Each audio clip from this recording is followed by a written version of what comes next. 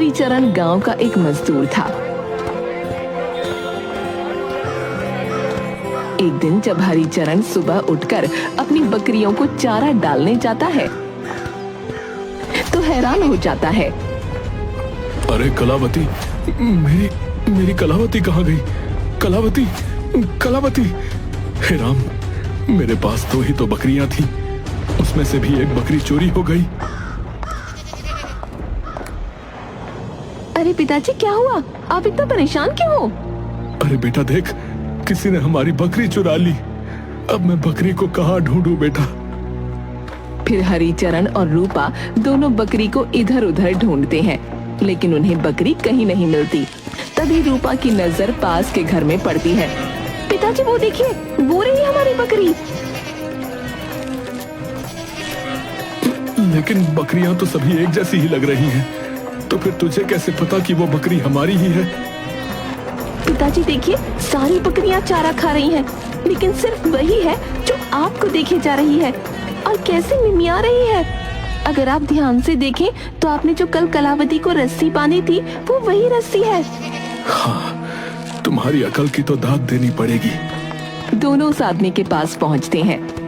अरे ओ गिरधर, ये बकरी मेरी है। अरे ये बकरी मेरी है और आप ऐसे कैसे कह रहे हो कि ये आपकी बकरी है भैया?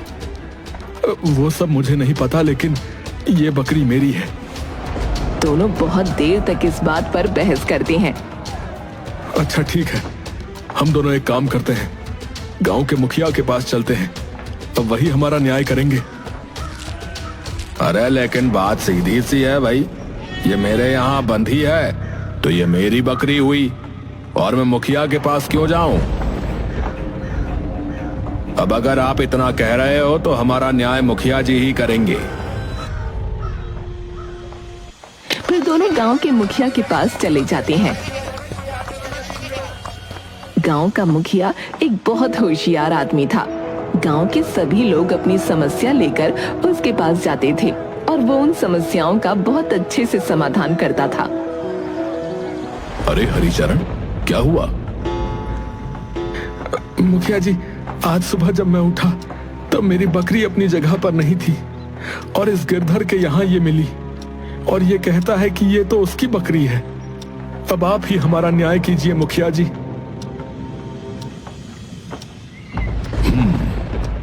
तुम दोनों में से जो कोई भी मेरे सवालों का सही उत्तर देगा तो बकरी उसकी होगी। ऐसी कौन सी चीज है जो हमेशा चलती है और अगर उसे किसी ने रोका तो वो चीज किसी काम की नहीं?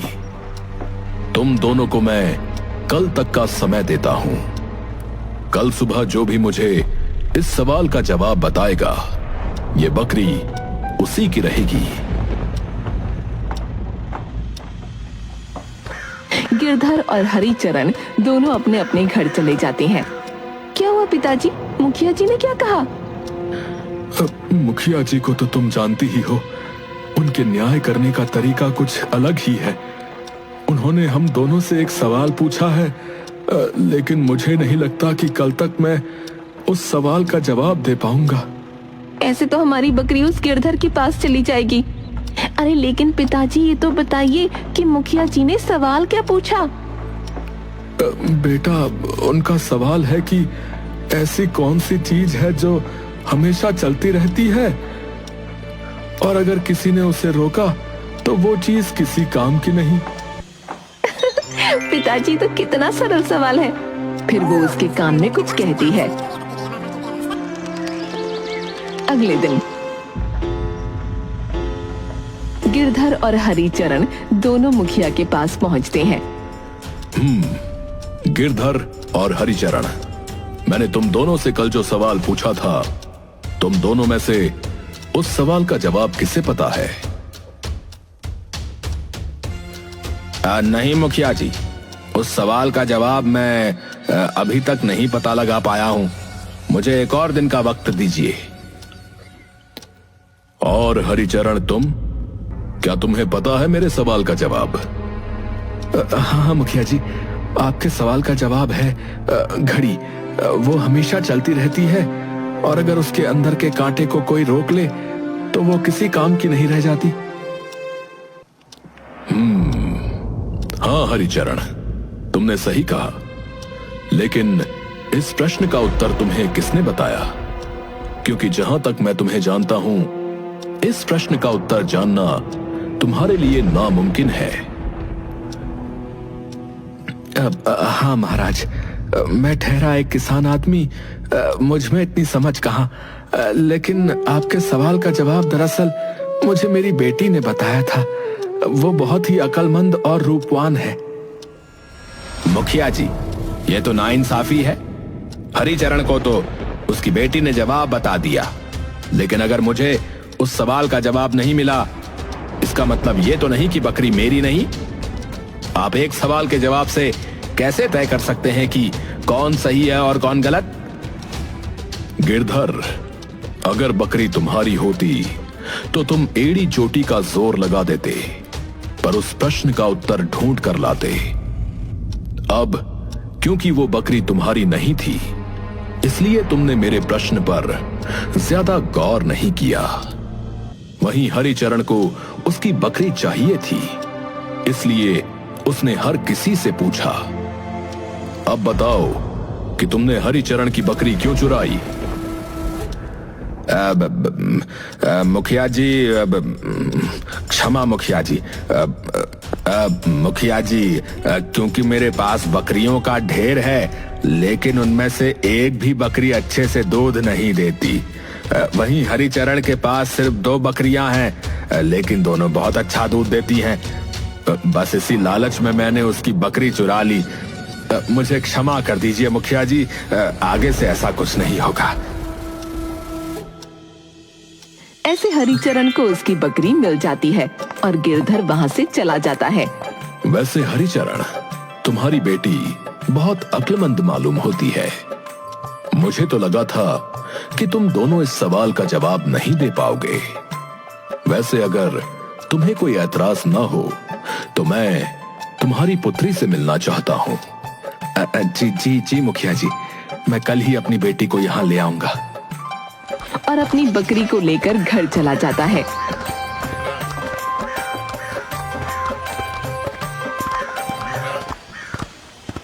रूपा अपने पिताजी के साथ बकरी को देखकर बहुत खुश हो जाती है।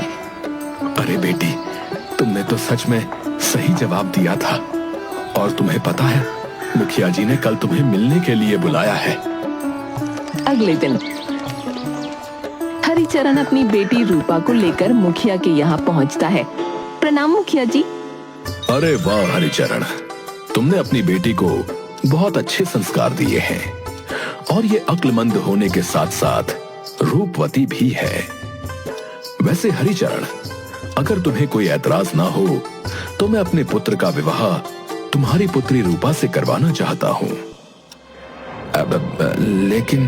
लेकिन मुखिया जी, कहाँ आप गांव के मुखिया और कहाँ मैं छोटा सा किसान।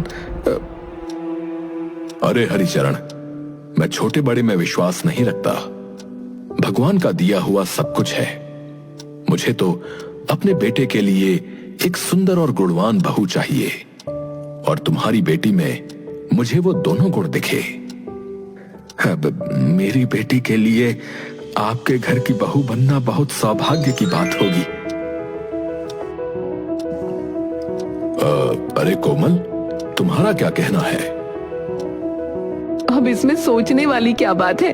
रूपा और हमारे राघव की जोड़ी बहुत जचेगी। तो फिर तय रहा। जैसे ही राघव व्यापार करके आएगा तो हम दोनों इनकी शादी करवा देंगे। लेकिन हम उससे पहले पंडित जी से मुहूर्त निकलवा लेंगे। लेकिन रूपा, मेरी एक शर्त है। जी मुखिया जी, बताइए क्या शर्त है आपकी? मेरे घर की हर चीज पर तुम्हारा हक रहेगा। यहाँ तुम्हें हर चीज का ऐशो आराम मिलेगा, लेकिन शर्त यह है कि तुम मेरे मसलों में कभी भी टांग नहीं अड़ाओगी। ठीक है मुखिया जी, मैं आपके मसलों में कुछ नहीं कहूंगी।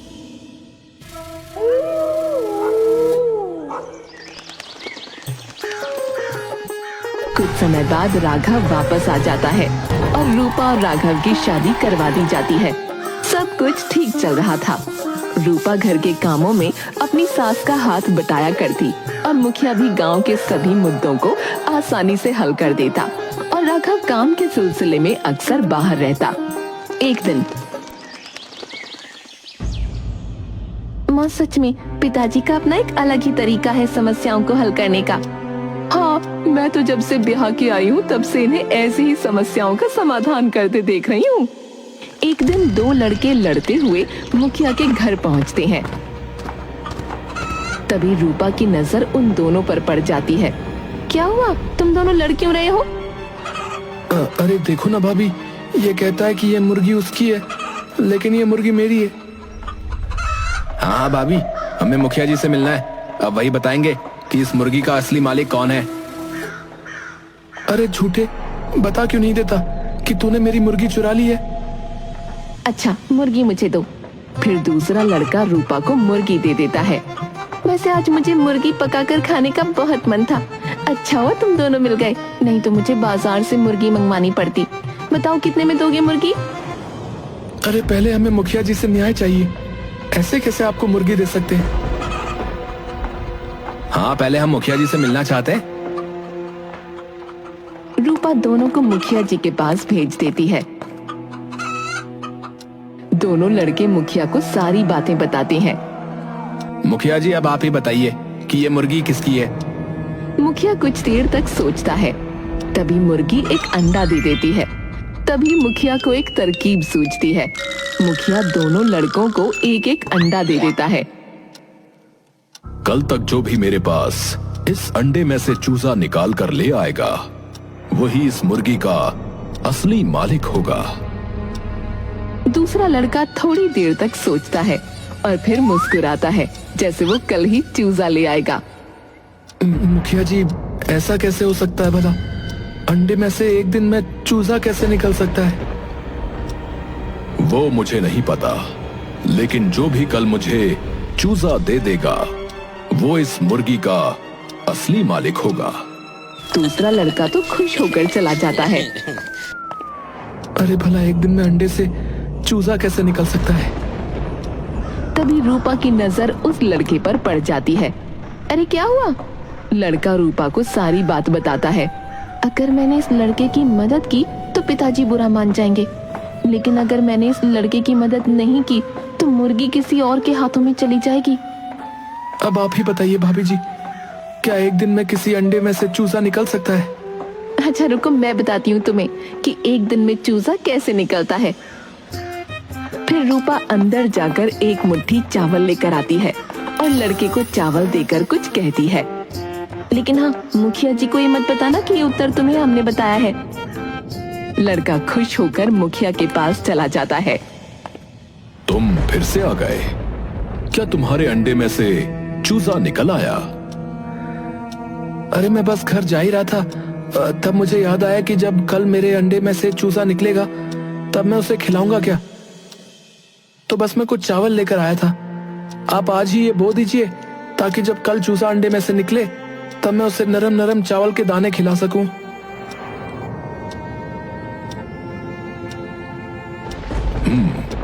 अभी जाओ और कल आकर अपनी मुर्गी ले जाना। वैसे जो हमारी मदद करते हैं, हमें उन्हें धन्यवाद करना चाहिए। लड़का और भी ज्यादा खुश हो जाता है। धन्यवाद मुखिया जी। और लड़का वहाँ से चला जाता है। वैसे मदद तो मेरी भाभी जी ने भी की है, तो धन्यवाद तो मुझे उन्हें भी कहना चाहिए। अरे भाभी जी। अरे क्या हुआ? वो मुखिया जी कल मुझे अपनी मुर्गी दे देंगे। ये तो बहुत अच्छी बात है, पर अभी तुम जाओ यहाँ से, किसी ने देख लिया तो गजब हो जाएगा। लेकिन मुखिया उन दोनों की बातें सुन लेता है। बहू, बहू। जी पिताजी।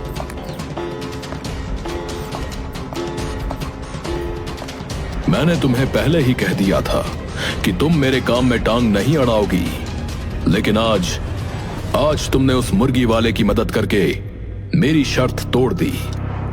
और वैसे भी तुम्हें कैसे पता कि वो मुर्गी उसकी ही थी? अगर मुर्गी दूसरे लड़के की हुई तो? मुझे माफ कर दीजिए पिताजी, लेकिन जो दूसरा लड़का था वो बहुत ही ज्यादा तेज और अक्लमंद था, लेकिन पहला लड़का बहुत सीधा था। और मुझे यकीन है कि वो मुर्गी उसी की थी, क्योंकि जब वो आपके पास आए थे उससे पहले दोनों लड़कों ने मुझे सारी बात बताई थी। तब मैंने उनसे मुर्गी लेकर उसे पकाने के लिए कहा। तब दूसरे लड़के के मुंह पर एक शिकन तक नहीं थी, लेकिन पहले लड़के का कलेजा मुंह को आ गया। और जब आपने दोनों लड़कों को अंडे दिए तब दूसरा लड़का तो बिना हिचकिचाए ही वहां से चला गया, लेकिन पहला तो सोच में ही डूबा था। अब जब कल आपने चूजा लाने की बात की है तो मुझे यकीन है कि जो दूसरा लड़का है वो बाजार से जाकर चूजा ले आएगा। लेकिन वो सब मुझे नहीं पता। मैंने तुम्हें बस एक ही बात मानने के लिए कहा था, लेकिन तुमने वो भी नहीं मानी। जाओ, अब अपने घर जाकर रहो। नहीं नहीं जी, आप ऐसे बहू को नहीं निकाल सकते। उसे एक मौका और दो, उसकी पहली और आखिरी गलती समझकर माफ कर दो। ठीक है, लेकिन उसे इस बात की सजा तो मिलनी ही चाहिए। बहू को कुछ दिन मायके रहकर तो आना ही पड़ेगा। लेकिन कोई बात नहीं माँ जी, वैसे भी मुझे अपने मायके गए बहुत दिन हो गए हैं, तो मैं थोड़े दिन रहकर आ जाऊंगी। ऐसा कहकर रूपा थोड़े दिन के लिए अपने मायके चली जाती है। अगले दिन जब दोनों लड़के फिर से आते हैं तो दूसरा लड़का सच में बाजार से चूजा लेकर आया था। फिर मुखिया को अपनी गलती का एहसास हुआ।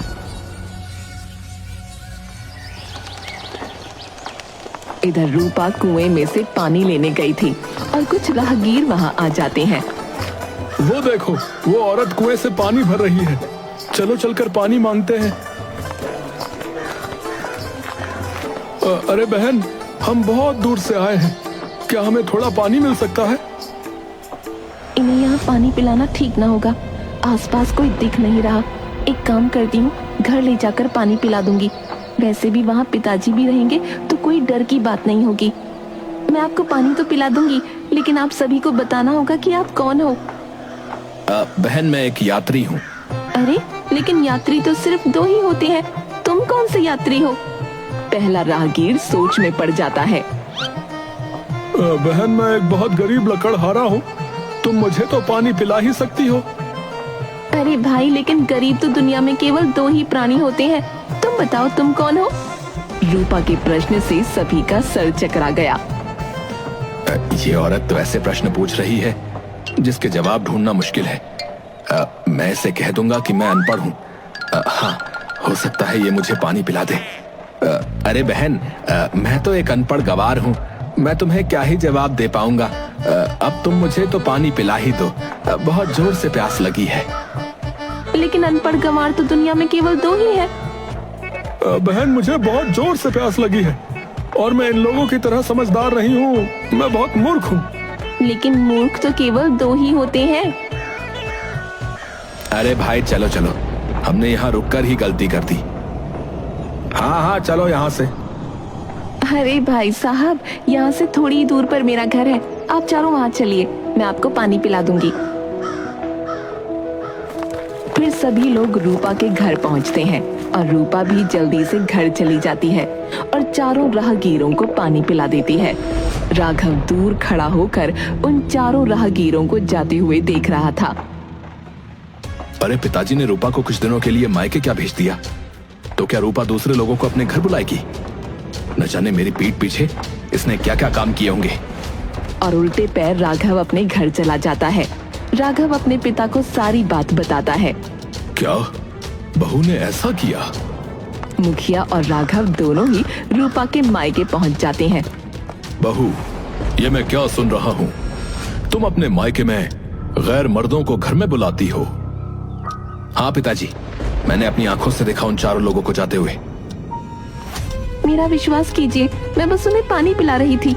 वो चारों मुझे गांव के कुएं पर मिले थे और वहाँ आसपास कोई नहीं था, इसलिए मैंने उन्हें वहाँ पानी पिलाना ठीक नहीं समझा और कुछ प्रश्न पूछे ताकि वे उनका जवाब ना दे सकें, और फिर उन्हें घर पानी पिलाने के लिए कह दिया। अच्छा, तो ऐसे कौन से प्रश्न पूछे तुमने उन लोगों से?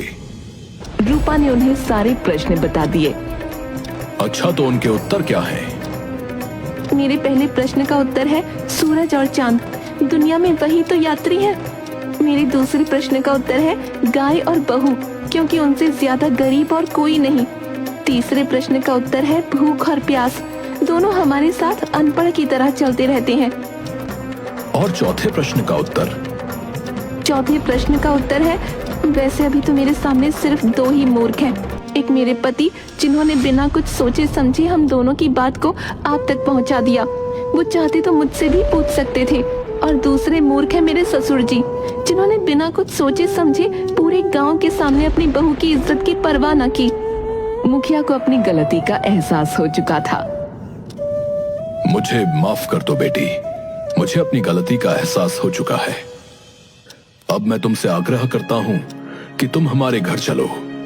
तुम्हारे बिना घर बहुत सूना लगता है। मुझे समझ आ गया है कि घर में बहू का क्या महत्व होता है। हाँ बेटी, एक लड़की का असली घर उसका ससुराल ही होता है। जाओ बेटी, अपने घर जाओ। रूपा सभी के कहने पर अपने ससुराल चली जाती है।